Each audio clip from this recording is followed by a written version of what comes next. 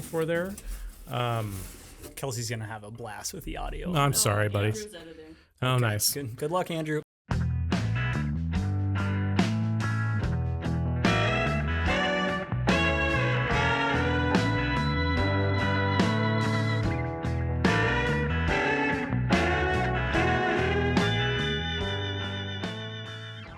Shuyler, welcome to the Knicks podcast from start to finish. This is a very exciting episode, one we've been talking about for a long time with a project that we've been working on for a really long time. Yep. So excited to talk about Brandle today, our super premium boot line. Right off the bat, tell me about the craftsmanship involved in this boot and really where did this boot and this concept originate from? Yeah, so this is the 1925 model. I say that because we will be coming out with other derivations. But this is kind of the flagship boot and probably always will. It's time consuming to make. It's a new pattern. So if you're watching on video, you can see the back. So these are actually two separate pieces on the counter, which minimizes the bulk of the shoe. Very different from what you see on our traditional P&W construction. More common in dress boots and dress shoes. It's also difficult to make because obviously when you're lasting it and lining, it's difficult to line up, is basically the short answer. But it does provide a more refined appearance and a more refined heel counter experience, and it makes the boot less bulky, basically, which we think was kind of more in line with a dress boot experience. It was a very time-intensive development process. So this was done with Marcel Merson, a fairly prominent footwear maker out in Pennsylvania. He worked with us on this. I would say the dress shoe is definitely in his wheelhouse. That's where a lot of his background is. And so he was a great person to use to kind of develop this pattern and this approach. It's got some subtle details, one of the not so subtle details, it is fully lined, right? Which we don't typically do with our normal P&W construction.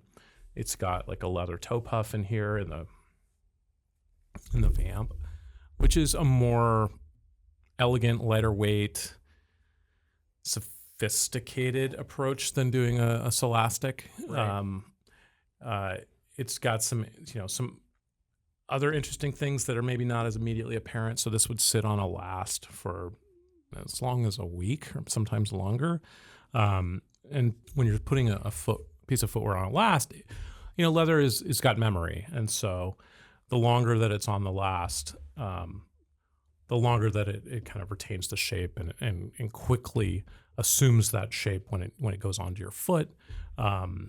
Things seat a little bit better. So like when you go to stitch the sole, there's longer time for any like air bubbles to kind of evacuate, and you get a little bit of a cleaner seal. Now, like the challenge with talking up Brandle is like how to do that, not necessarily at the expense of the normal Knicks boots. Yep. Because a Knicks boot is still, like a mass-produced piece of footwear is on a last for like hours, maybe less. Right. Knicks will be on a last for multiple days. This is just on there longer, and we'll provide that kind of framework for it to kind of develop into a piece of footwear. So those are just some of the highlights. Like from a component standpoint, this does not share anything with Knicks. New eyelets, smaller to be a little more elegant. You can see the tongue is bellowed, so it can be made with the exact same material as the vamp and the rest of the boot. That's a challenge on a Knicks boot where we fully gusset it, mainly for the water resistance and kind of the durability. Right. But also like those thicker work leathers in particular, and in some cases even some of the heritage leathers, that thicker leather is not always as comfortable, right? It's just thicker, and because it's a connected piece of leather, it's difficult to split down because it's obviously attached to the vamp. And so, yeah, so this, because it's lined, we have a little more flexibility with the thickness of the outer layer of leather here. And so it's a very comfortable experience. It almost feels a little padded in the tongue there. The overall boot. So when I came on board, you guys were months, if not a year, at that point into this process. And I think for me, it's a visually different boot. It's a little more svelte. To your point, the lining and just kind of the leather, the smaller details, they all add up to a slightly different appearance. I think one of the obvious questions to ask is, who is this boot for? And we'll talk more about that in a minute, I think. But in general, from my perspective, we have a ton of loyal fans. Probably I'm sorry, can I stop you there? Because I do want to finish a few of the other things about it. So it's got this brass portion in the heel stack as kind of a signature visual element. So this is actually a piece of solid brass nails. The JR sole, the midsoles are even different. They're from Europe. So there's just like a lot of elements on it that are just from a construction and component quality standpoint, or that's why it's expensive. Yeah, absolutely. Yeah, I mean, at the end of the day, it's a beautiful boot. We've worked really hard to bring it to market. We have multiple people out there currently wearing them. Before we get deeper into the design and how does it compare to other boots and all those, I want to take a step back and tell me, where did the Brandle name and the overall brand come from? This isn't something that came out of thin air. It's got a great story behind it. Yeah, thank you. Yeah, Brandle's my wife's maiden name. So my wife's great grandfather had a boot store, like, and other things. They sold other apparel and goods there in Chillicothe, Ohio, which is right in the middle of Ohio, that's kind of the where that came from. We found some old newspaper clippings that my mother-in-law had saved, and a bit of a way to kind of pay tribute to their family. They obviously have been great to me since joining them, back in 2009. But coming out here to Spokane, all the stuff around COVID and the uncertainty, around starting to run a business, and we lived with them for multiple months, and it was just kind of a way, I don't know, to pay homage to them, and to their family and to their history as a big part of my life. And of course my wife as well, who's obviously been quite impactful. Yeah. But yeah, so Brandle, Brandle and Sons, it was a store in Ohio. I mean, back in those days, retail was different. You had, everything was super expensive, right? You didn't have mass production on the same scale that you have today. And so on the flip side of that, though, you could also get quality. You had local craftspeople making these things. Every town would have kind of a shoe store, a shoe factory, or an artisan that would make your footwear. This is the 1925 last, because that's part of the period where he owned and operated the business, but it just happens to be the time from when that newspaper article was from. Cool. But yeah, that's kind of the story behind it, and hopefully we can write a few new chapters. Yeah, that's awesome. So I think in my mind, when I think about the breadth of assortment that we have under the Nix umbrella right now, we've got core work boots, sell a ton of them. Heritage has been a huge growth driver for us over the last few years, very well adopted in the market, all kinds of new leathers, new lasts. We do it all there. In my mind, this is a boot for a unique buyer. This is a guy who probably already has a couple of those heritage boots. He probably also shops other similar brands, which we'll talk about in a few minutes, in the high-end luxury footwear space. This is our Pacific Northwest take on that boot. So you've touched on a lot of the details here, but tell me a little bit about a couple of the design details and really the design philosophy that went into this to really highlight what we do in the Pacific Northwest here as bootmakers, unique to this region. Yeah, I mean, so this boot in itself, actually, I think was deliberately different from what you see in our normal normal Nick's line. The last is different. The last is an awesome last. It's super comfortable. We developed it with Marcel. It's definitely more like European dress boot oriented, but it's got a nice wide, almost a precursor to like the Thurman, you know? Right. It's got a nice wide toe box, but a very sleek profile, you know, so that it can be appropriate with various dress. It's really to highlight, like, you know, some of the people here who have been making boots for like 30 years, right? And so they know how to make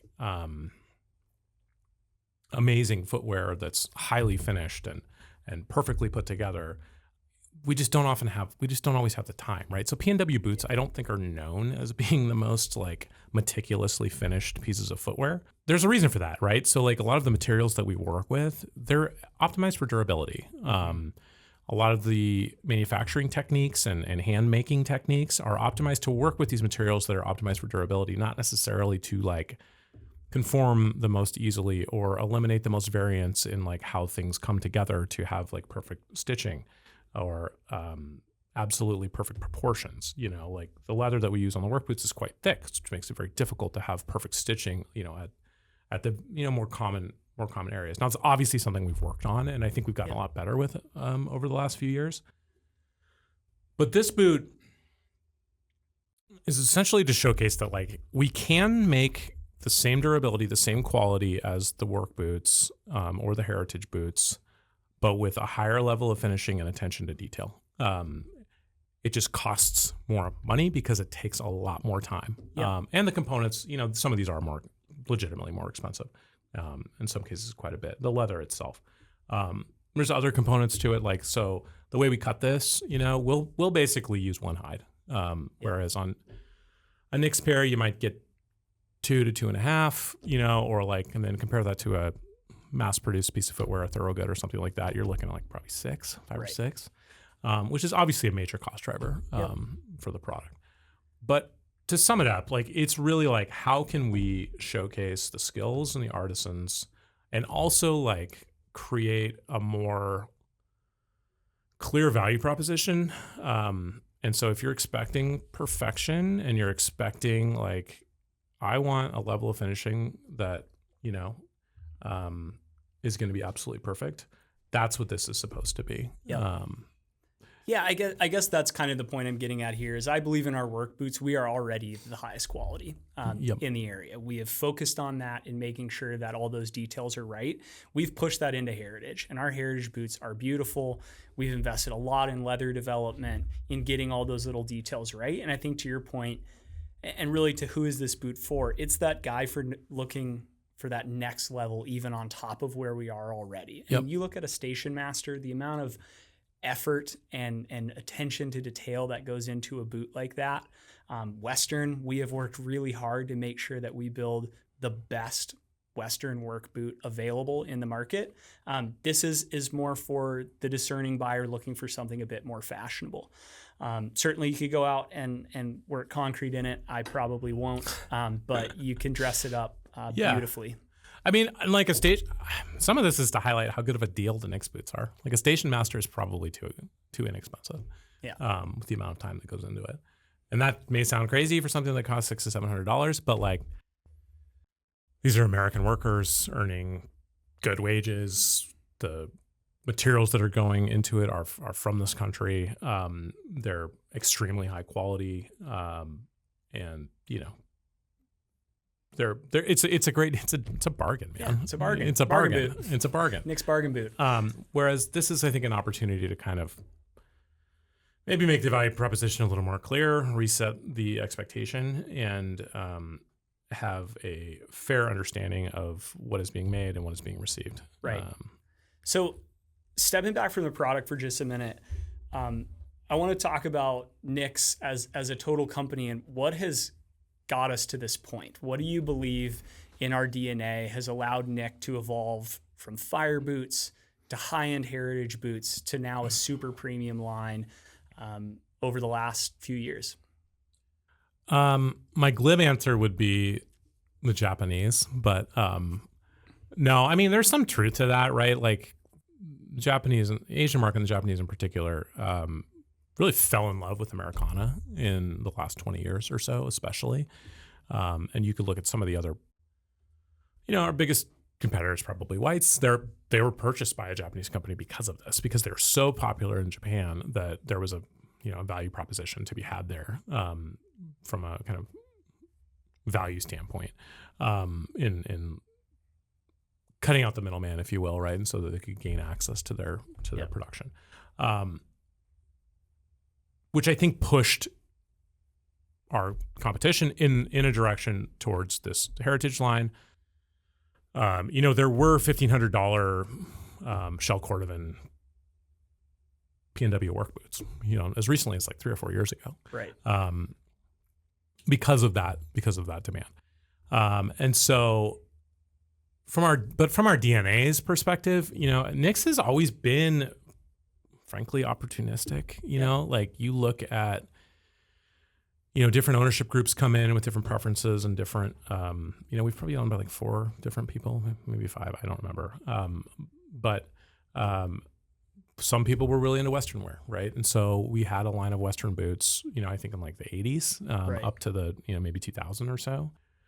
Whereas others were more focused on fire, and, but from a heritage standpoint, that was really like probably my dad, seeing some of the success that our competition was having. And we had a really talented pattern maker on staff, Igor. And he helped us come up with like the Robert and the Traveler, the Falcon. And, we're able to make it manufacturable. But yeah, from a heritage standpoint, I think Nix has done what it takes to grow and pay the bills, frankly, Yeah, I think that's where I was headed. Is I think we're here in, at least as long as I've been around the brand for the last 5 or 6 years, you've invested in people. That the people inside these 4 walls are what has gotten us to this point. We've got folks that have been building boots for 30 years. We've got folks whose parents worked here, and they're still part of the boot business. The folks that are back there, for a lot of them, this isn't just a job, it's something that they're incredibly passionate about. So I think, to your point, global markets and all of these things have impacted what every business has done. And I think, to our credit, we have tried to stay true to who we are, building the best work boots, thinking about the details, getting the processes right, investing in all the right people, machinery, process to get us to this point, so that, like you said, we can be opportunistic. And I think for us, this showcases us pushing even further into a territory that honestly at times makes us feel a little bit uncomfortable. Yeah. But it makes us better. I mean, I am confident that our heritage boots are better today because of the work that we've invested in Brandle. And that's part of it, right? It is a bit of a halo product, to bring attention to the rest. Like, I don't think we'll ever sell 1,000 of these a year. Like, I don't know, but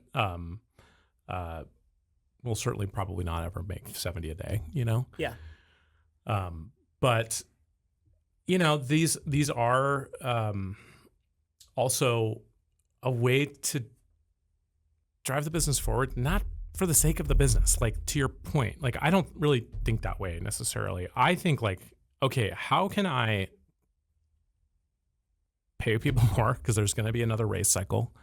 How can I provide a path for young, ambitious, skilled people to, no, not young, sorry, I don't know why I said that. For ambitious and skilled people to advance, right? And have like new responsibilities, because like if you stay the same size, you have the same managers and you have the same directors and whatever.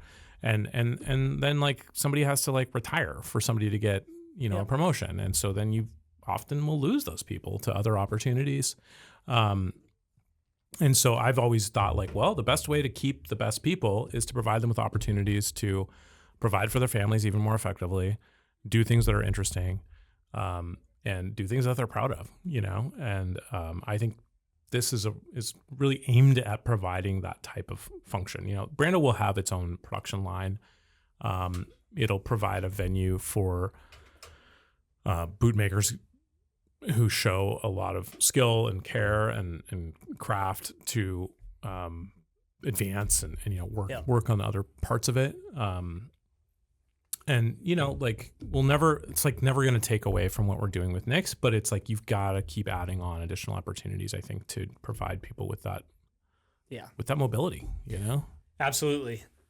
I want to talk about the customer experience with Brandle in a minute, but before we go there, let's look at the other competitions. We've talked about what is in the Pacific Northwest, but we know people are likely shopping these alongside Alden, Allen Edmonds, Ferragamo, Viberg, all these brands that are out there in this space. And to some degree, I think tastemakers are shopping multiple brands to find what is exciting to them. But what makes the Brandle boot unique and interesting within that market? It's not optimized, which I think, any business, like if you're operating over a long enough period of time, you discover that, like, I'll take Alden as an example. Alden's a great boot. It's a great product. How can they offer shell cordovan shoes for $1,000? Well, there are reasons for that, right? Because sure, the shell is great, but maybe some of the underpinnings are perhaps not as great, or they need to find ways to save some costs and like what they're doing with it. Obviously, there's also the fact that they've been doing it for many, many years and are very good at it. Yep. But like there's no fiberboard in this. There's no pour-on. There's no cushioned, insole. Like, this is all natural materials. They're all relatively expensive materials, and there are, a celebration of the fact that like there is no expense spared in making this boot. Right. And so that's kind of, I think, the big differentiator with this product is, I think, we don't need to get into like the specifics, but the goal of this is to address the shortcomings that some of these other experiences may have for people, whether that's the components that are going into it, whether that's the customer service experience, whether that's how discerning the cutting might be. We're really hoping that the whole is greater than the sum of the parts here. Right. But it is a really fantastic product. And like, I think obviously there's no accounting for taste. And, we tried to make the most beautiful boot possible. But we'll also be making this in, a more traditional Nix construction as well, as like, here's an example of like the most well done P&W style pattern, that you can get. With the distinctive visual elements and the distinctive like midsole components and leather sole, et cetera. And that's been the fun for me being involved in Brandle is we're having fun with the brand. We get to do what we want to do with the brand, and we've got exciting things that are coming. Yeah, absolutely. No, it's a great way to put it, man. It's, it'd be like, I guess if you were like building a car and you were like, I'm going to put a V12 in it, Why not? And you're like, MPGs, I don't care, or all the other, considerations that, manufacturers have to worry about. I don't know, hopefully not foolishly, we were like, okay, we're just going to try to make the best thing possible. It turned out really nice. Did we build a Jeep 392? Like the most ridiculous 9-year-old kid's dream? Possibly. Yes, exactly. Nice. Or like a Raptor R or a T-Rex. Yeah. We built a T-Rex. Okay, so one of the other things as we set out into this design experience was to say half of this is product, the other half is brand experience. So tell me what was important in thinking about the Brandle experience from the moment you see it at boot camp, on Instagram, on this podcast. What is the experience that you can expect up to receiving your boot? Yeah. So like right now, your customer service person is our product manager, Lucas. So he's responding to inquiries. That I think will change, but it will be like a specialized role where, hopefully if we can, continue to grow production on this, but you would have like an individual that you're talking to, not Right. a call center that you're calling into, going into a queue. I think another really important part of it, I mean, Nix is not known for its packaging. We did get new boxes, guys, so they are better. Yes. But boxes are really expensive. So for this guy, we spared no expense, of course.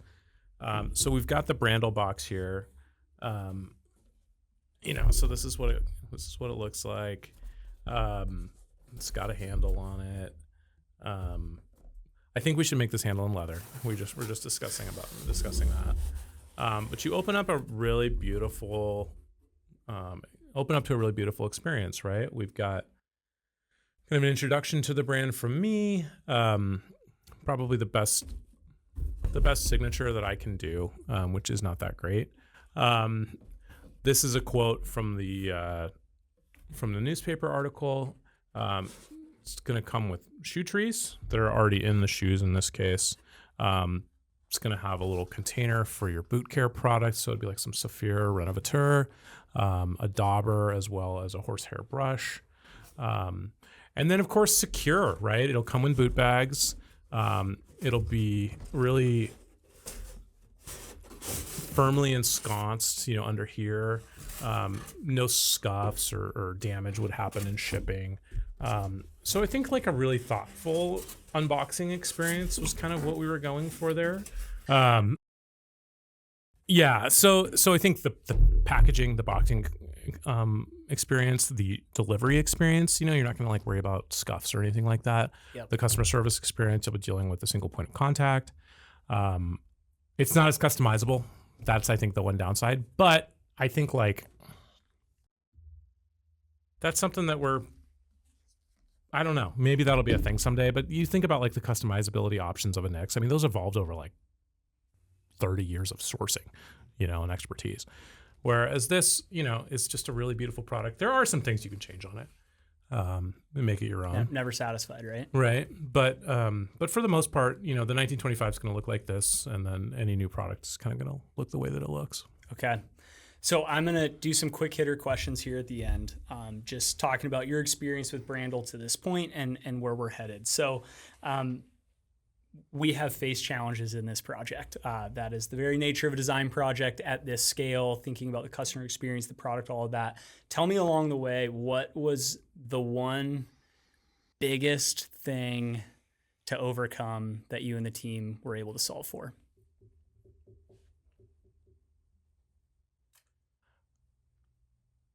I think it's carving the production time out. It's been hard. It's tremendous inertia to do your, the normal stuff that you're working on. Yep. But we did it. I'd also say like getting some of this stuff was not the easiest thing, just from a sourcing standpoint. They're coming mostly from Europe. And especially in the lower quantities that we wanted to start out with. Right. But I would say carving out the production time for these things. These did take us a little bit longer to get through. Each one of these is reviewed by several people before it goes out. And yeah, there were some, the first few we didn't. Yeah, we didn't. We kicked a few back. Kicked a few back, but. That was relatively straightforward. So I would just say like institutionally clearing the space to like be like, hey, shift your mind a little bit, right? Like this is a little bit of a different experience for you as a maker. That has probably been, but we're there. Like it took some time. Yeah, these were our best individuals in each component of bootmaking, and then we were asking them to slow down. Yep. Slow down. Good point. Do it the best you can possibly do it. We put a lot of attention to detail on everything that we do, but that certainly I noticed that even watching from the outside. So you have talked about this. This is the 1925 model. You kind of teased another model that we're working on. Anything you want to share about what you will be seeing from Brandle in the near future, whether that's leather, different silhouettes? We'll have it's going to be called the 1964 model. Yep. It's going to be a Nix boot pattern with Brandle components and Brandle attention to detail. It will be, I think, it'll be on the Brandle last, which I think people are really, when they get it on their feet, it's super comfy. But it'll be more recognizably like a PNW style boot. Yep. I've made some samples that we've made some samples that we'll be showcasing at this upcoming show, and I think people are really going to be impressed. I mean, it will have to be the best you can get in terms of a kind of PNW style construction. Yeah. That's the goal, and it'll be a little more accessible. They're I don't think they'll be offered in shell, but they would be in like double stuff or calf. And they will be, they're just a little easier to make from a muscle memory standpoint. So I think that's why we can be a little more flexible with the pricing on it. Yeah, I'm excited to see the 1964. We've been batting this idea around for quite a while, and I'm excited to see it come to fruition. Okay, last question here, Shuyler. Looking ahead, what is your vision for Brandle, and how does that help us as Nix, as a total company, evolve? I think it's a showcase. It's a showcase of what we're capable of. It's a showcase of what we're capable of, like, it's corny, but of like kind of dreaming to do, right? Like what are we capable of, not just with our hands, but with our minds. And so I think it's going to be a really interesting way to just also elevate the QC, the quality, the sourcing components across the full line, right? Like, like when Mercedes does an F1 car, like eventually some of that technology filters into their lineup. Yep. And so we're hoping, and then so the goal would be to have some of those techniques and some of those components and some of that sourcing expertise make its way into, the main line. So in a way, it's to like help everybody get better, including the Nix products, and also, we'll learn from this customer experience, right? How do we like take some of the learnings from that and transfer that into your day-to-day Nix boot experience as well? Yeah, absolutely. Well, Shuyler, it's been a great conversation. Thank you. If you're out there and you're interested in a Brandle boot, be on the lookout. We're going to have, it's going to push me in the marketing world. We're going to kind of treat this as its own brand within the Nix umbrella. So you'll see unique socials and things like that coming specifically for Brandle. These are currently limited in their offering, but we will be opening up more slots shortly as well. So be watching the email on the website. Other than that, thanks so much for the conversation, and really excited about what's ahead for Brandle. Yeah, Brandle Boots, housebrandle.com. Check them out. And boot camp in boot New camp York as well. in October. We will be featuring both the 1925 and the 1964 there. Yeah. Tate, thanks for doing it. Great job. And nice talking to you. Yeah, thanks. All right. See you guys.